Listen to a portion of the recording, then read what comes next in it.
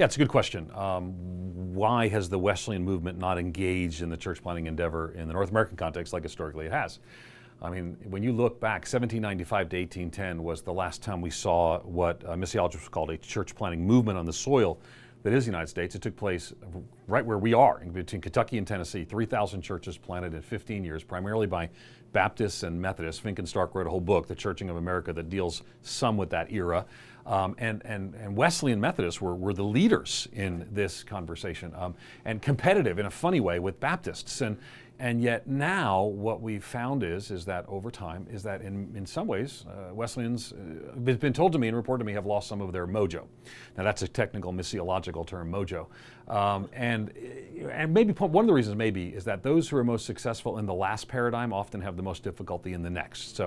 So Wesleyan Methodists have a great tradition and heritage of church planting, but often don't have a current passion and engagement in church planting. And this, again, this is not just the outside observation. This would be what people would say inside the movement. That's why the bishops in the United Methodist Church talked about paths to the future and talked about path one is church planting. This is why the Wesleyan Church and Phil Strickmeyer and others have said we're going to make this, Rand Lyons and others said we're going to make this an emphasis in the Wesleyan Church, because the reality is this is part of the heritage, but it seems to have drained a bit as part of the DNA.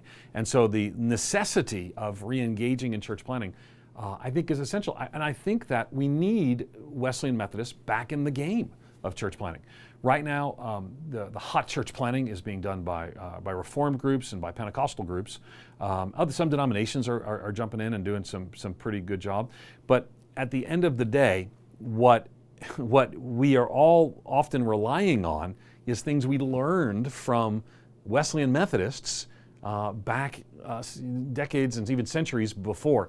And so my hope is that, because Wesleyans have this ethos, this gracious, spirit-filled, passionate, but also an ethos that cares for the poor and the hurting and the marginalized and the least of these, and to see those things kind of brought together, a movement that's showing and sharing the love of Jesus to a lost and hurting world, that's known for the sweet-spirited proclamation of the gospel, as Wesleyan Methodists have historically been, I think has great opportunity.